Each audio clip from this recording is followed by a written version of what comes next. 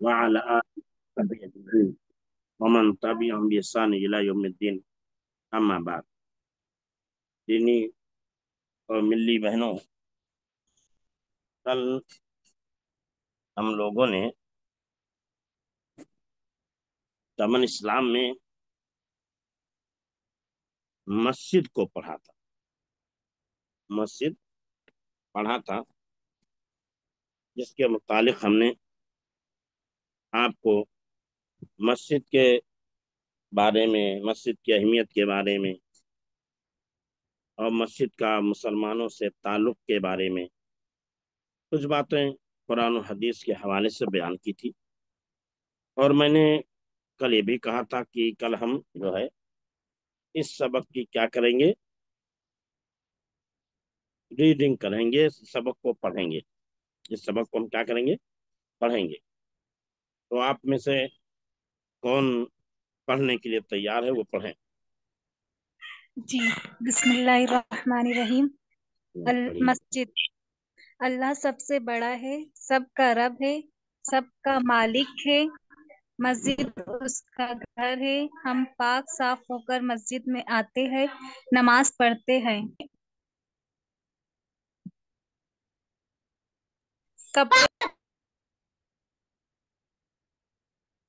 پڑھیے۔ کپڑے میں پیشاب لگ جائے تو کپڑا ناپاک ہو جاتا ہے، ناپاک کپڑے میں نماز نہیں ہوتی، اس لیے اگر وہ کپڑے میں پیشاب لگ جاتا ہے تو ہم اسے دھو لیتے ہیں، اور پیشاب کرتے ہیں تو استنجا کر لیتے ہیں، اور نماز سے پہلے وضو کرتے ہیں۔ مسجد میں ہم شور نہیں کرتے، شرارت نہیں کرتے۔ گھر میں شور کرنے سے جب ابا خفا ہوتے ہیں تو اللہ تعالیٰ تو ان سے بھی بڑا ہے، بھلا وہ خفا کیوں نہ ہوگا۔ مسجد میں ہم کھیل کود نہیں کرتے، کسی سے چھیڑ چھاڑ نہیں کرتے، جھگڑا لڑائی نہیں کرتے، سکون سے بیٹھے رہتے ہیں۔ جب جماعت کھڑی ہوتی ہے ہم بھی صف میں پیچھے کھڑے ہو جاتے ہیں، لوگوں کے ساتھ ہم بھی نماز پڑھتے ہیں۔ نماز میں کیا کیا پڑھا جاتا ہے، کب پڑھا جاتا ہے، کیسے پڑھا جاتا ہے، یہ سب ہم مولوی صاحب سے پوچھ کر یاد کر لیں گے۔ ماشاء اللہ، جزاک اللہ خیر۔ اور کوئی؟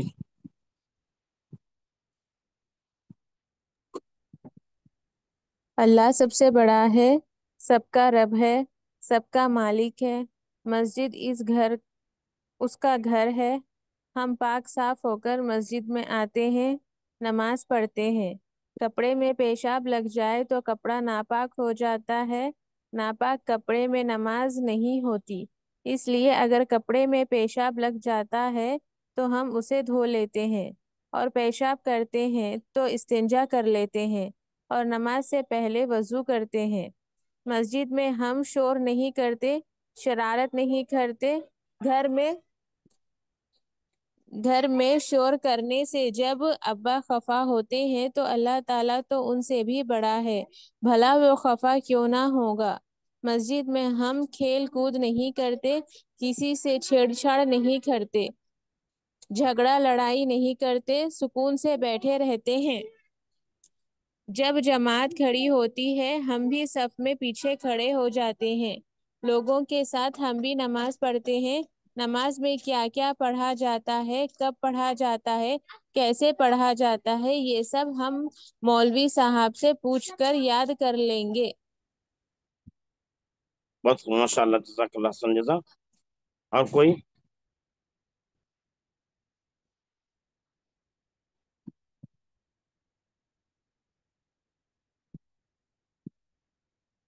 پڑھیے۔ اور کوئی؟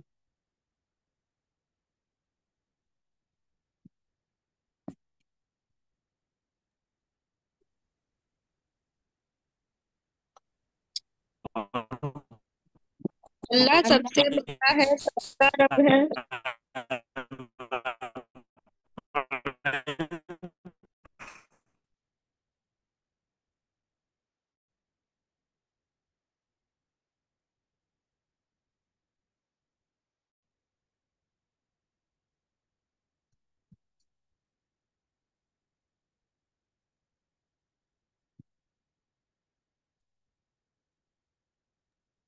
مسجد، اللہ سب سے بڑا ہے، آواز نہیں آ رہی۔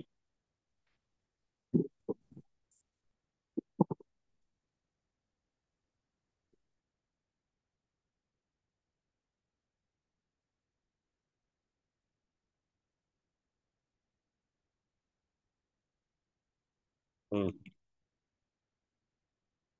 सबका रब है।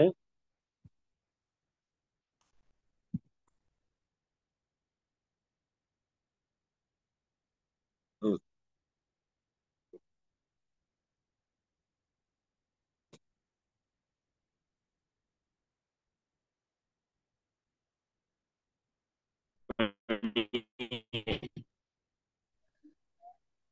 उनके माइक की प्रॉब्लम है, मैसेज किया उन्होंने।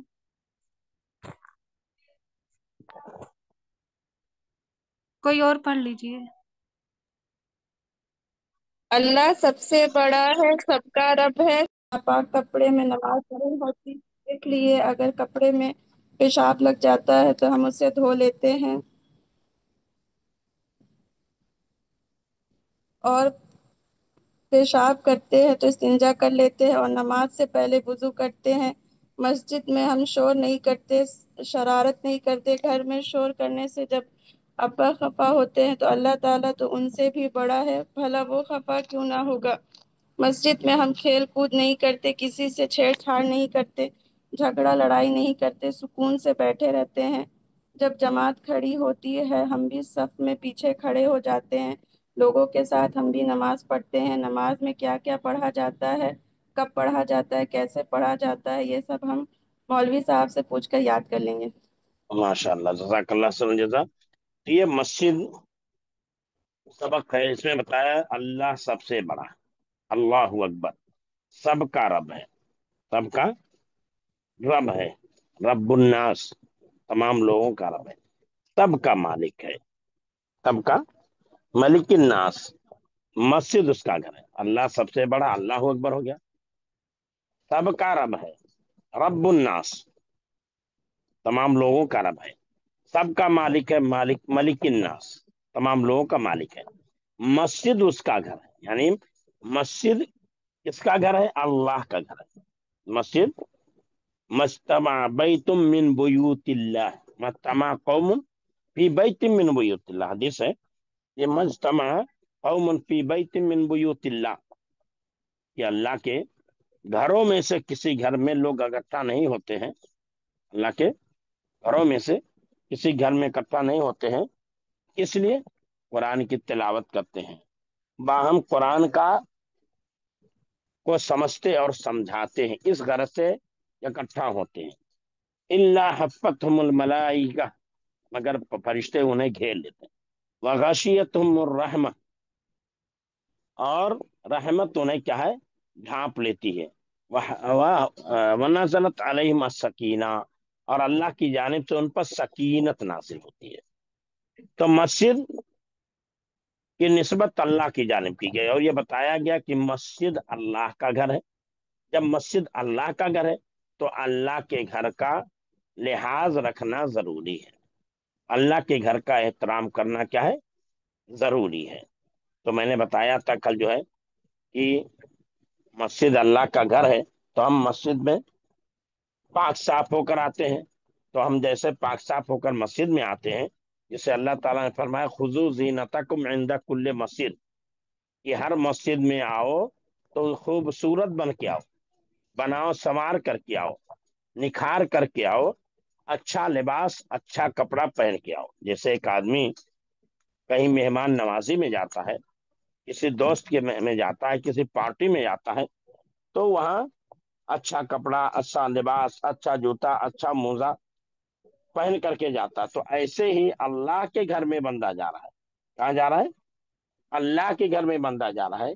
और अल्लाह ने अपने घर में आने वालों के लिए कहा खुजू जीनतकुम इंदा कुल्ली मस्जिद, कि मस्जिद में आओ तो बन संवर के आओ, मस्जिद में आओ तो बन संवर के आओ। तो हमें मस्जिद में बन संवर के जाना है। अब खुद अपने आप को जैसे हम साफ रखते हैं, ऐसे मस्जिद को भी साफ रखना है।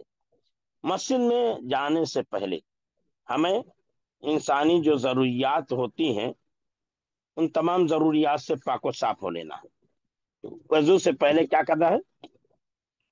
जरूरियात से, इंसानी हवाइज, इंसानी जरूरियात से पाक साफ होने, ताकि नमाज में हमारे खलल वाक़ ना हो, हमारे नमाज में खलल वाक़ ना हो, या हमारी नमाज जो है में ہمیں کسی دقت کا سامنا نہ کرنا پڑے، یا ہماری نماز میں جو خشوع خضوع ہوتا ہے کہیں ایسا نہ ہو کہ وہ جاتا رہے۔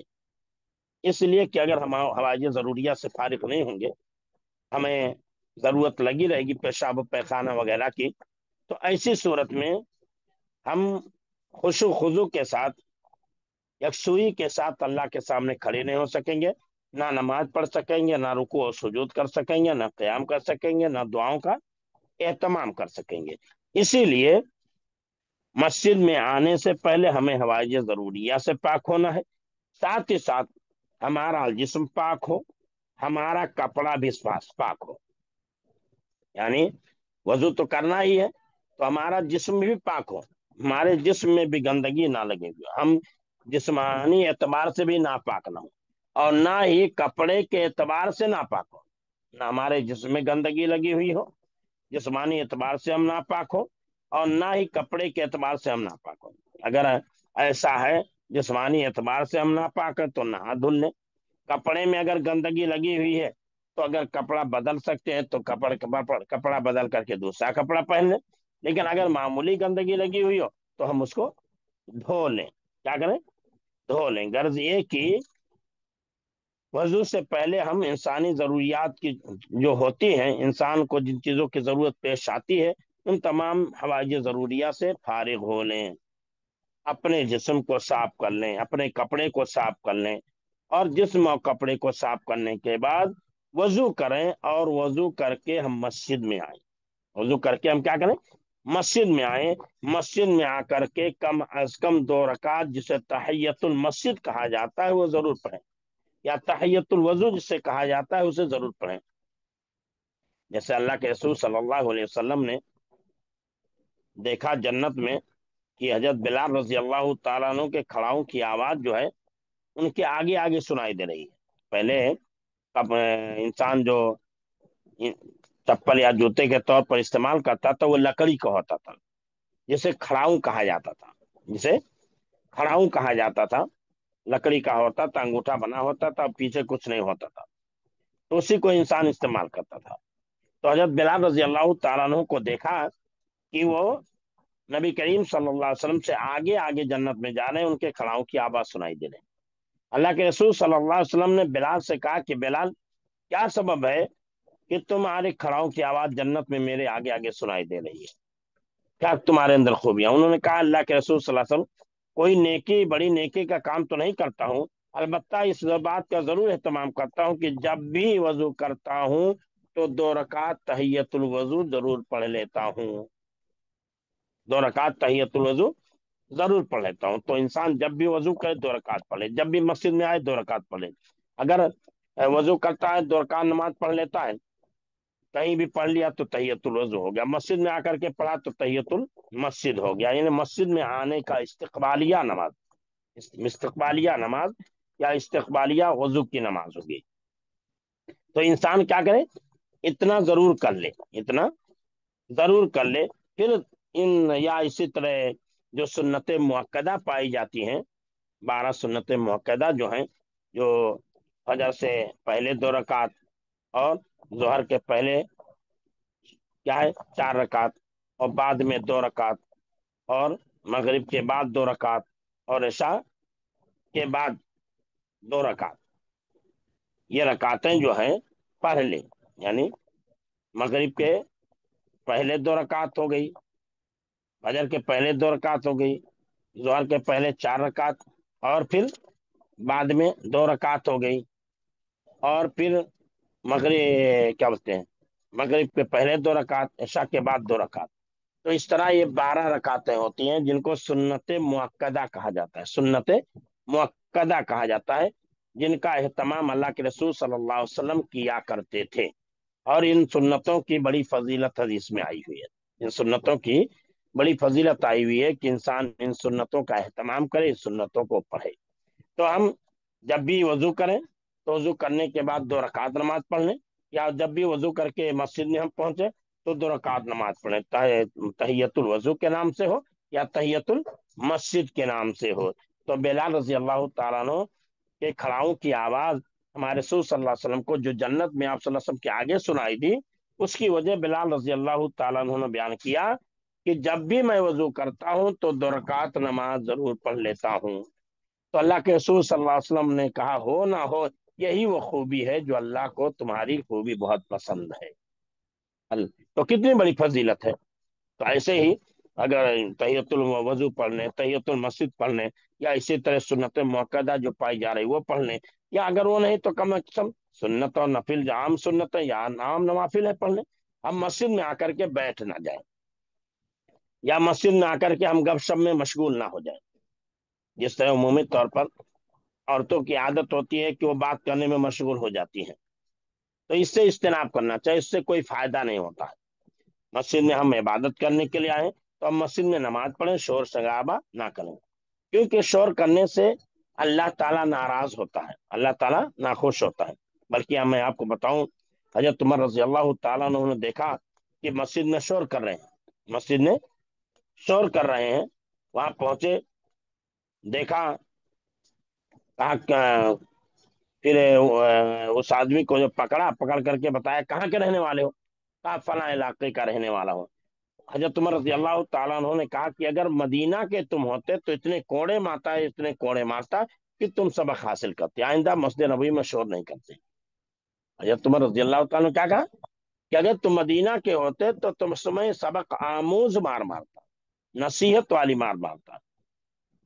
تو مسجد میں شور کرنا، مسجد میں گندگی کہنا، مسجد میں شرارت کرنا، مسجد میں کھیل کود کرنا، یہ درست اور جائز نہیں ہے.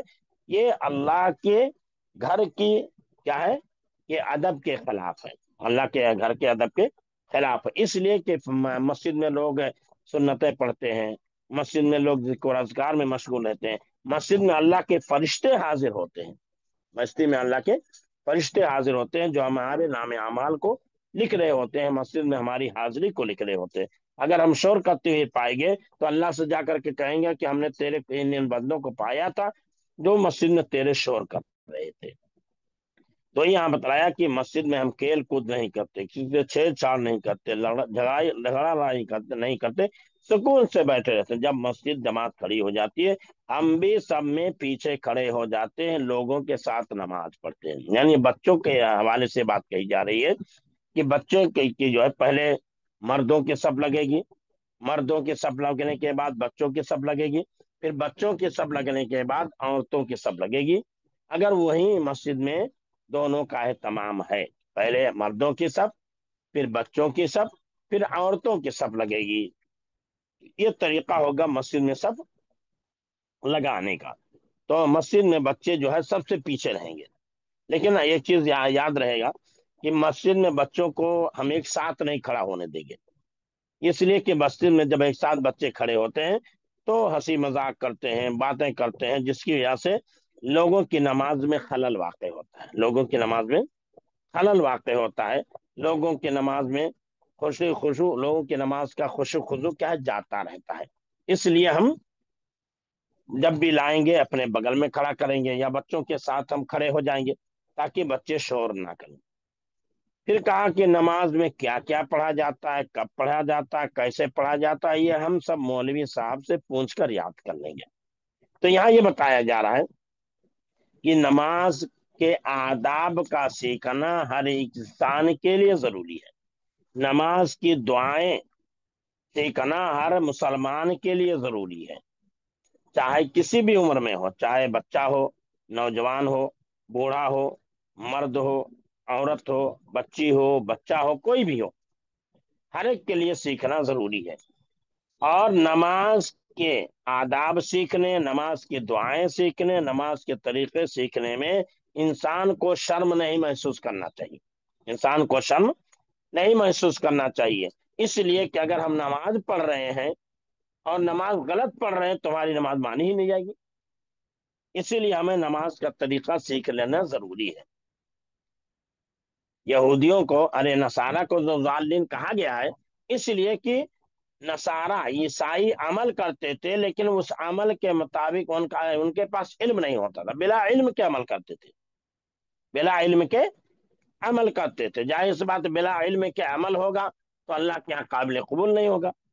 تو ایسے ہی علم کے بغیر ہم نماز پڑھیں گے، علم کے بغیر ہم نہ دعائیں پڑھیں گے کہ کون سی دعا کہاں پڑھی جاتی ہے، نماز کیسے پڑھا جاتا ہے، رکوع کیسے کیا جاتا ہے، سجدہ کیسے کیا جاتا ہے، سجدے میں کیا دعا پڑھی جاتی ہے، رکوع میں کون سی دعا پڑھی جاتی ہے، کھڑے ہوتے ہیں تو کون کون سی دعائیں پڑھی جاتی ہیں، تشہد میں کون سی دعا پڑھی جاتی ہے، ہمیں معلوم ہی نہیں رہے گا تو ظاہر سی بات ہے ہماری نماز قبول ہی نہیں ہوگی، ہماری نماز قبول ہی نہیں ہوگی۔ اس لیے مرد و عورت سب کے لیے نماز کے آداب سیکھنا ضروری ہے، اور نماز میں کیا پڑھا جاتا ہے، کب کہاں کون سی دعا پڑھی جاتی ہے، اس کا بھی سیکھنا ضروری ہے، اور کسی کو ان تمام چیزوں کے سیکھنے میں شرم نہیں کرنا چاہیے۔ اللہ تعالی ہمیں نماز کے آداب سیکھنے اور نماز میں جو دعائیں پڑھی جاتی ہیں انہیں اچھی طریقے سے یاد کرنے اور انہیں پڑھنے کی توفیق عطا فرمائے۔